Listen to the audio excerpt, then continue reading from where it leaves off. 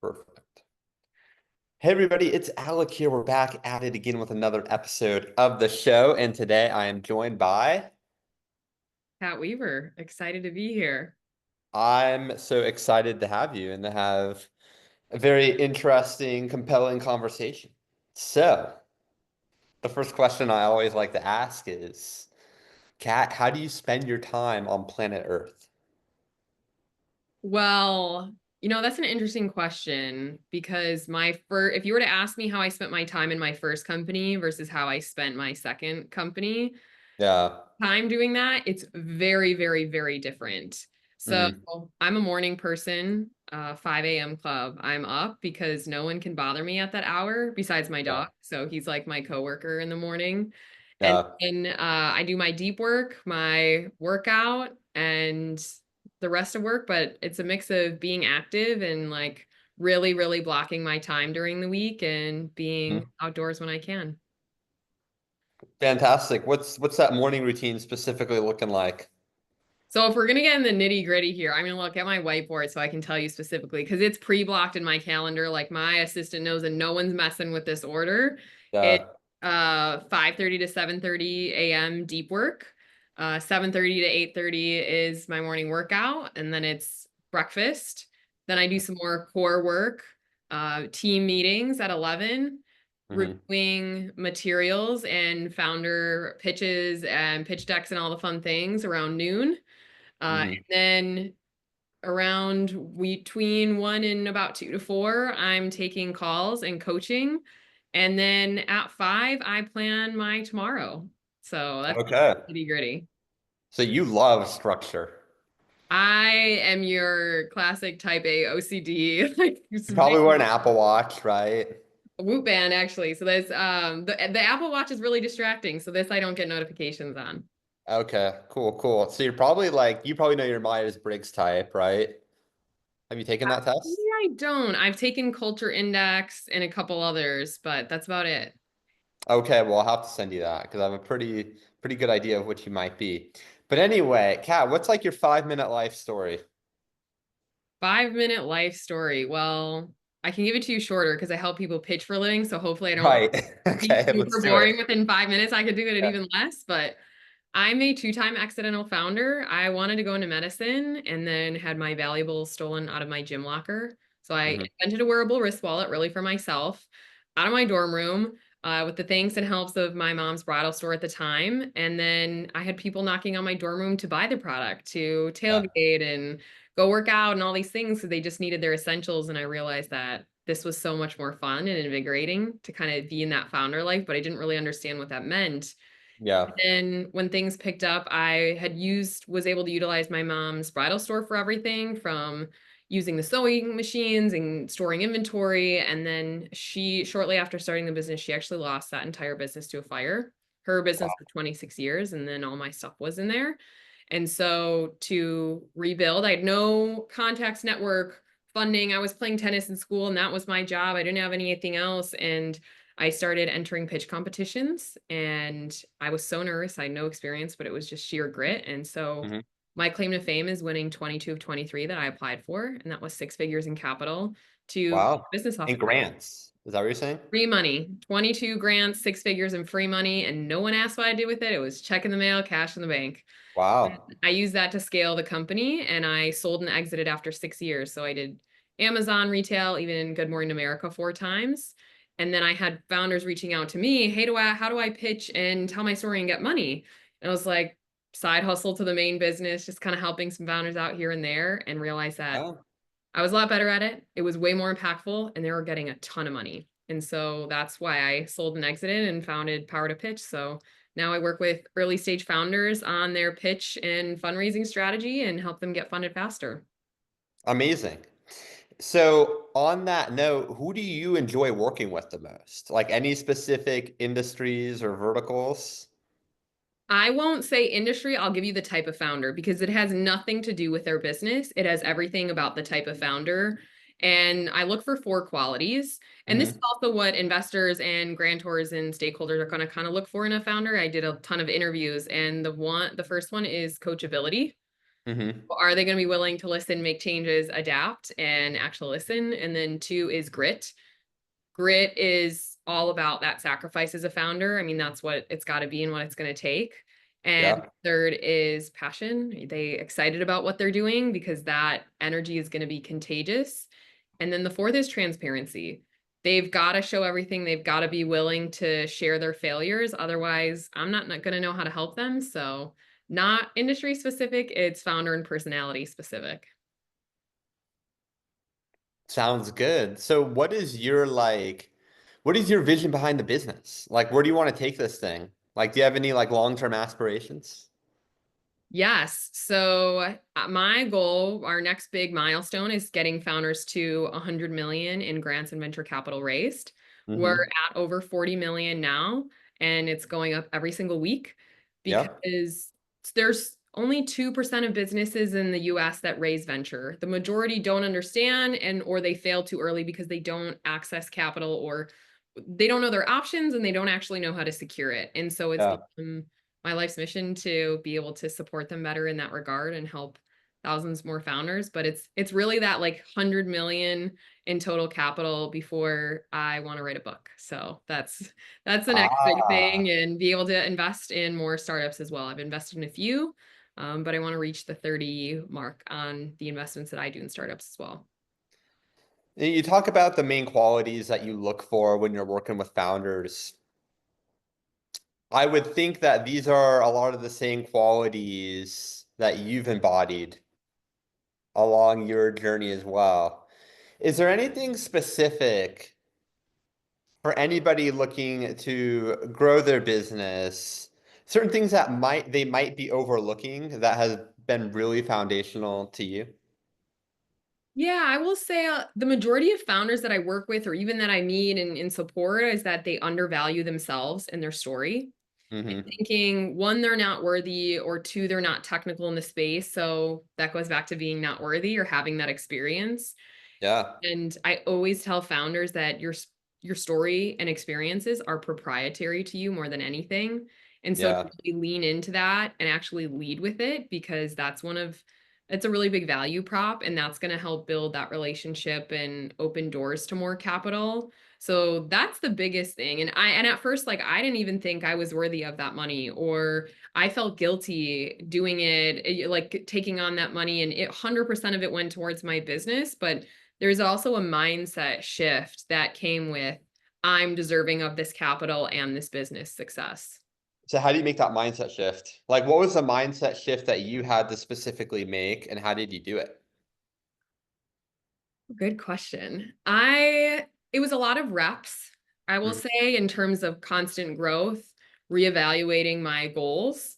And Yeah. then another I would say is, I read a lot of really great books on mindset shifting too, and like just like how to structure yourself. And one one tactic that so in the programs that I support all of our founders in, we have a whole lesson around kind of the mindset around money, and we tell our founders and we show structure on how to create their own hype file and a Hmm. wins tracker.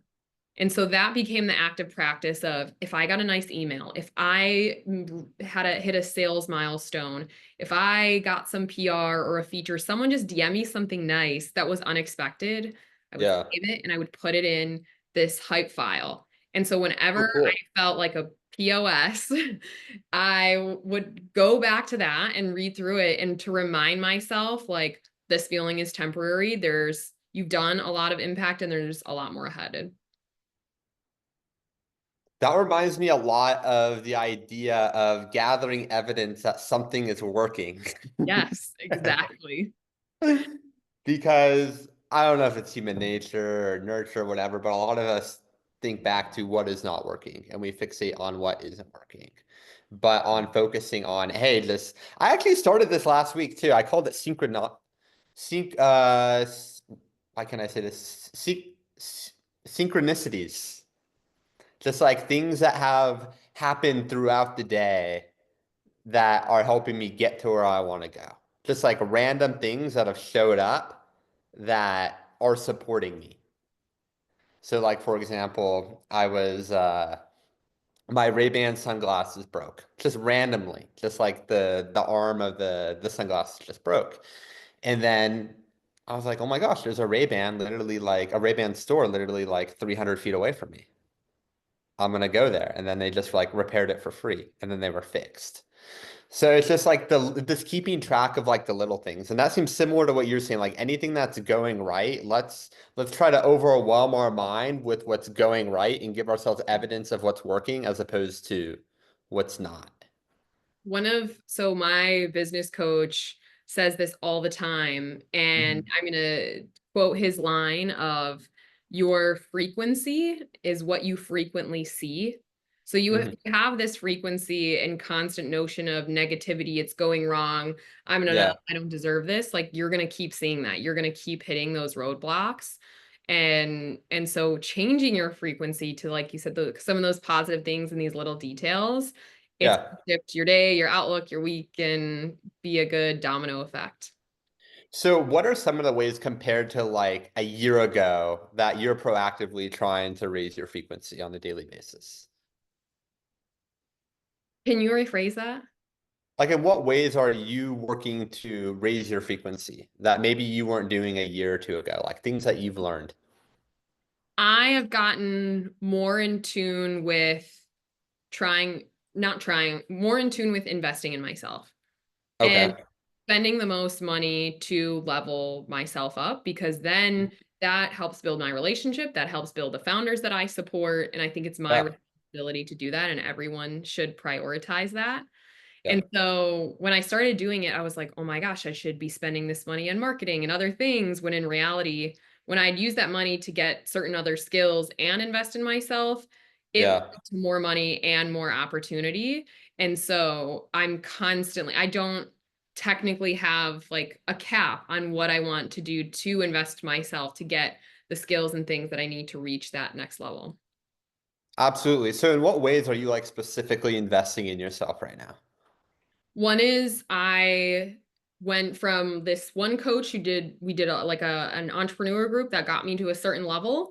Yeah. And then I kind of hit a ceiling. And so I invested in now a new business coach to reach this whole next tier, and has made me think about things in a really different way. So it's one of like coaches who've achieved what I want to achieve. Yeah. Two is fitness. Like I have a fitness program. I pay Mhm. for a membership to go into a sauna and cold plunge because I like it and it makes me feel good.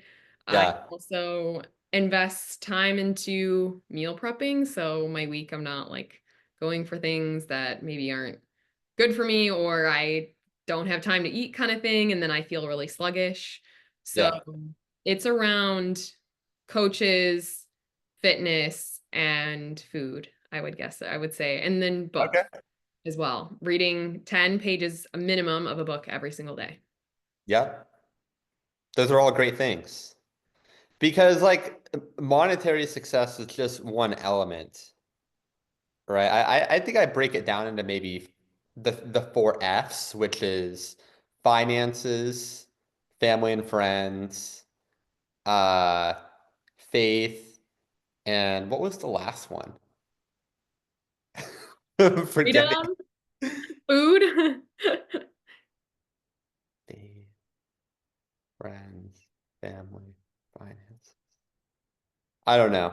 But anyway, there's several areas, right? And it looks like you're paying more attention to, hey, instead of just trying to make the most money, you're trying to become balanced as a person. Yeah, because that is ultimately leading me to more money.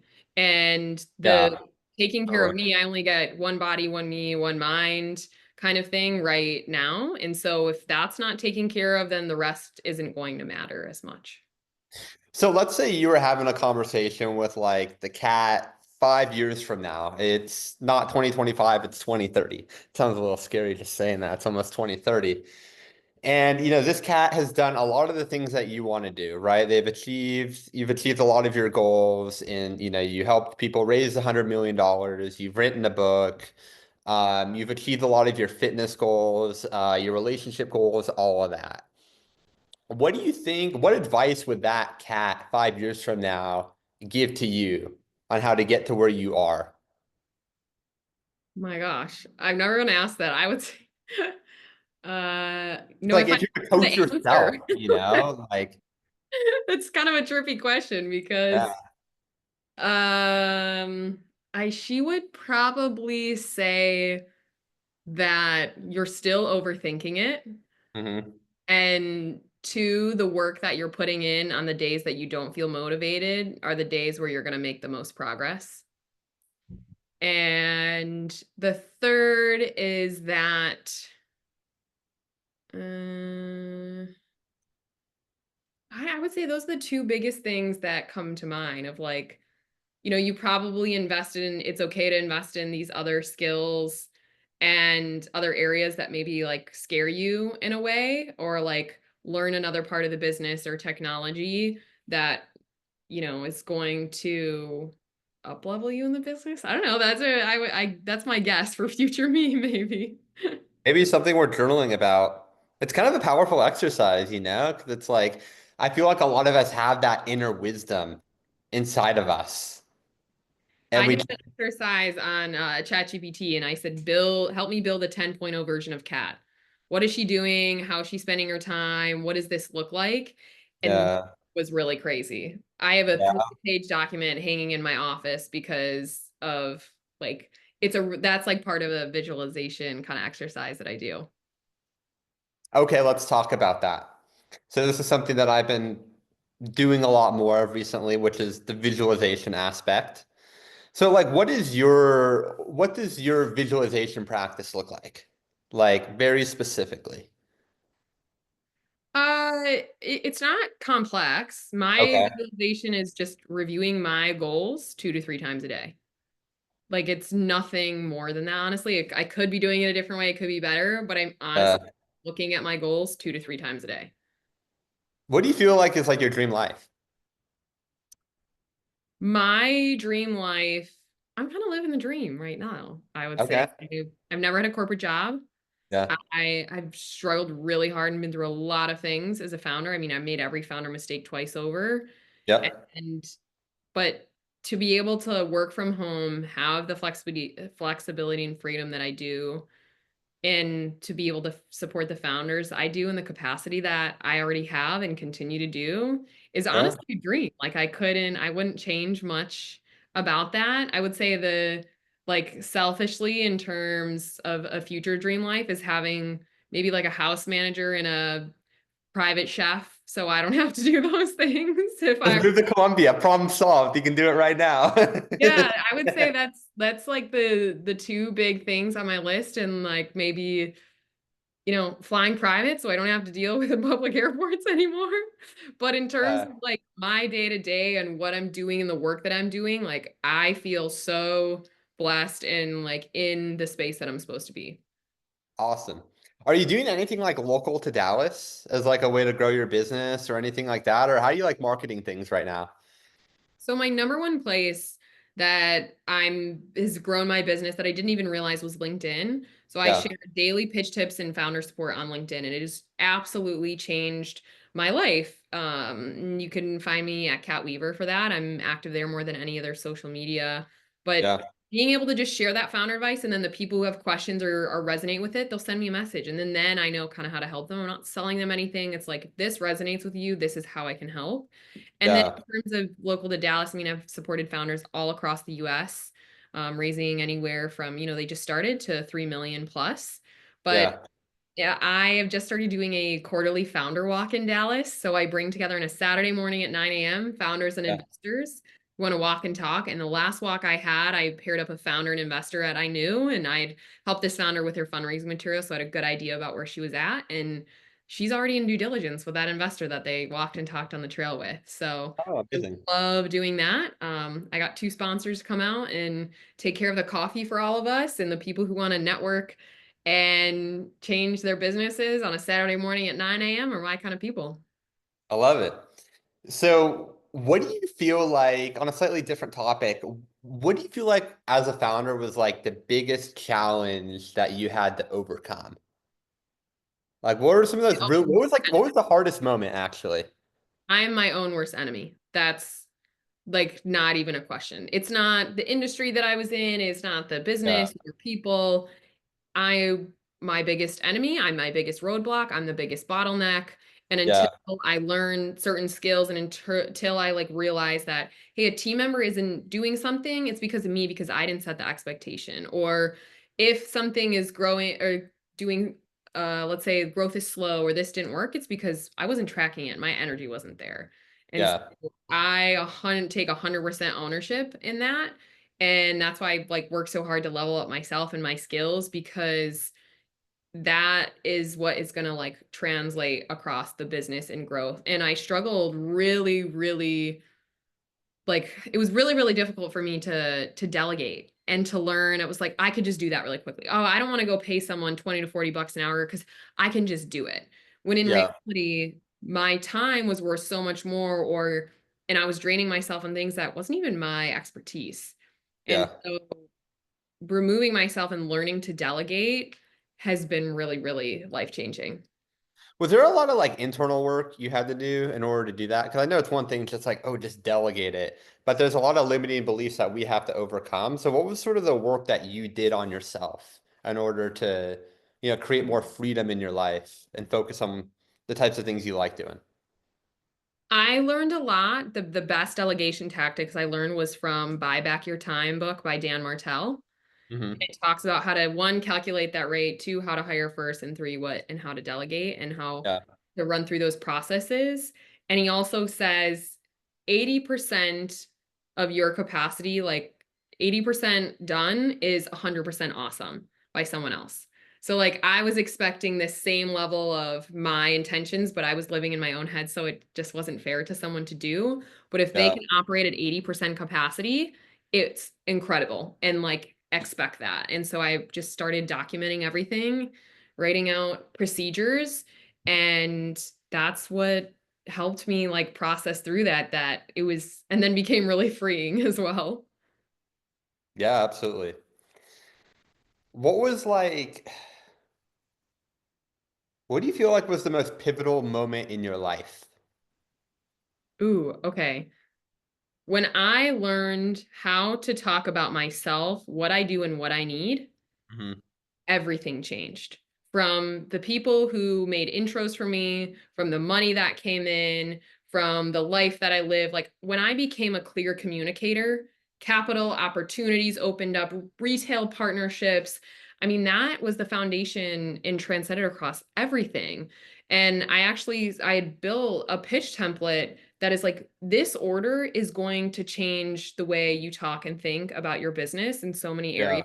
So anyone can DM me on my Instagram at I am Cat Weaver pitch and Yeah. ITCH, and I have that template in there that they can get. But like that, when I learned to do that, it unlocks so much for my business, and then for other founders, and that was that pivotal moment because I didn't realize that I was so bad at it, or like that would actually change my life, and that now led me to a whole second business and an exit. Yeah, so what did that look like when you like, was it just you figured out the template and this and that, or like, did it change? Did it give you more confidence to talk to more people, or like step by step, like when you figured out more of a formula of like asking for what you wanted and what you needed, like what did that look like in real life? Yeah, I would say I went through a lot of trial and error and realizing that the order in which I said things was important. So Hmm. it changed engagement, it changed like the context that I would have. So I kind of it figured out of like, okay, leading with my why and my story got people to pay attention versus leading with a statistic or boring them. Hmm. Not using language that like they're going to be a target consumer. How I need to pitch in a way where they go pitch my target consumer for me. And Yeah. then it's like, okay, this is the why problem. This is now the solution, kind of why it matters. And then like why you're equipped to build this with a couple other like little mini details in between, but then always having an ask because you would be so surprised if you're Yeah. not prepared, even come to a networking event, a pitch, whatever it is, an opportunity, you're not ready to raise money. You should always have one very, very, very clear ask. If you were to open up their phone and do something, they could take action on that one very specific thing. And like thinking and building in that order, I realized like, hey, those are the key portions. It unlocked so much opportunity. For sure. So like what do you feel like is your ask right now? My ask right now for you or for listeners? Either or. Okay, so my ask for you is you can put my Instagram bio with the word pitch in there so people can go and get that template from my Instagram bio. And for the founders listening, it's my ask for you is that you go and DM me that, because if you are thinking about funding and scaling your business, that's the exact order and how you should be thinking about communicating to any person ever, so they don't have to be in your industry to understand it. When you change that framework, come thank me later. I love it. Yeah, I'll definitely include it. I'm curious though, which businesses should raise money and which ones shouldn't? Good question. So the majority of businesses shouldn't go raise venture capital. But almost every single type of business can go after corporate grants. That's how I kind of got my start. And the corporate grants come from organizations like your FedEx, Amazon. They get tax credits and literally write free checks for PR, credibility, and the tax Yeah, credits to be able to like promote you and just write you a check, cash in the mail kind of thing. And it's a short application. But the businesses who should raise money, it's like you're targeting 100 million plus outcome. You want to exit the business in 5 to 7 years. You want super, super high growth, and you're ready to give up some control. And you want to bring on strategic partners. And you have the expectation that you have to move extremely fast and make sacrifices. Like a lifestyle business is, you want to pass it down to your kids. You want to keep 100% of that control. You need less than yeah, $100,000. Like, don't bother going after investors. You're going to be wasting both of your time. yeah. That's solid advice. So, Kat, I have one last question for you. Bring it on. Bring it on. I will bring it on. Let's say it's the end of your life. This isn't 5 years down the road. This is hopefully many, many more Oh, years. good. Okay, phew. And let's say you've done everything that you've wanted. We spoke about the cat 2.0 in 5 years from now, or the cat 3.0. This is like the cat 10.0. All right. You've done everything that you've wanted to do, even if you haven't exactly figured out what that might be in this exact moment. And however, there's nothing to show for anything that you've done for whatever reason. There's no books, there's no podcasts, there's no YouTube, anything like that. But you got a megaphone and everything's like been burned. It's all gone. But you have a megaphone and you can speak to the entire world and leave them with three truths, three things that you know to be true about the world around you. What do you tell the people? Okay. Uh, the three things that come to mind, if I had a little more time on this one, maybe I could give you something more profound. But the three It's things I know fine. to be true is one, and I say this all the time, is that everything is negotiable. Everything from a contract to investment to a relationship, everything is negotiable. Number two, you are, how do I phrase this right? It's you are worthy of whatever you want to achieve, whether it's money, business, your expectations should always be to the fullest extent, the highest of the highs, and Mhm. you're worthy of believing that. And the third of what I know to be true, and this is written in my office, I don't know who quoted this, but I look at it all the time, is that we suffer more in imagination than reality. Yeah. And so when we think about like things are going wrong, or I'm not worthy of this, or I can't do this, it's probably not true. Yeah. No, those are all great things. And that last one reminds me of, we're all our own worst enemy, which is what you said. True. Yeah. Well, Kat, I was gonna say where can the people find you, but we've already kind of spoken about it. So they can find you on LinkedIn at Cat Weaver. I'll put your Instagram in the bio, the Cat Weaver. And I'll leave that founder resource as well for them. Or if they want it, they can remind us of what that resource is and how they can get it. All they have to do is DM me on Instagram at I am Cat Weaver, Kat Weaver, and Mhm. they just DM me the word PITCH, pitch, and that template will get automatically sent to them. Amazing. All right. Well, Kat, thanks again for being on the show. This was awesome. Well, thanks so much for having me and for the super insightful questions. It was definitely a first on a lot of those, so I appreciate it. Yeah, my pleasure.